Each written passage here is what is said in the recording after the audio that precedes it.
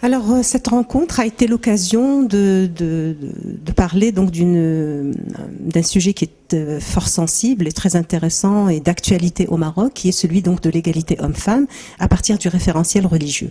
Donc, et à partir d'une lecture donc critique d'un livre que j'avais donc écrit, qui est Femmes et hommes dans le Coran, quelle égalité. Et j'essaie dans ce livre de montrer que, en gros et en résumé, que l'inégalité telle qu'elle a été construite dans la lecture patriarcale donc religieuse et dans les interprétations est complètement incompatible avec le référentiel islamique, notamment le Coran. Le Coran présente des latitudes d'égalité qui sont extrêmement importantes, et donc j'essaie dans ce livre de faire une déconstruction de toute la lecture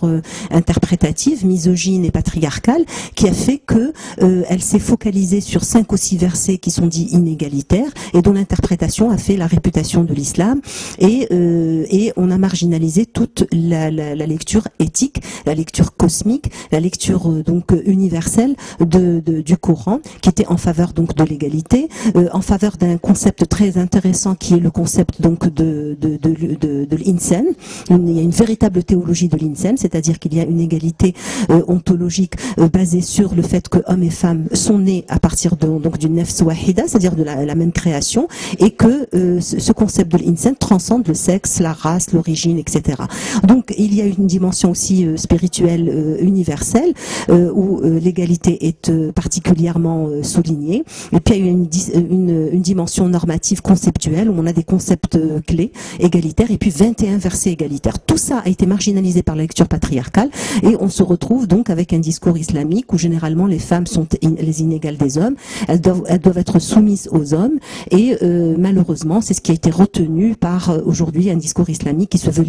littéraliste et qui va à contre-courant des droits humains universels. Or, il n'y a aucune incompatibilité, justement, quand on fait cette lecture réformiste, donc du texte coranique, aucune incompatibilité avec les droits humains universels qui sont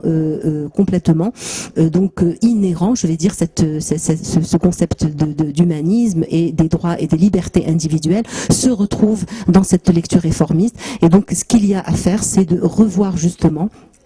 de refaire une vision contextualisée et réformiste donc des textes, et surtout au niveau éducationnel avec la réforme donc de l'éducation religieuse.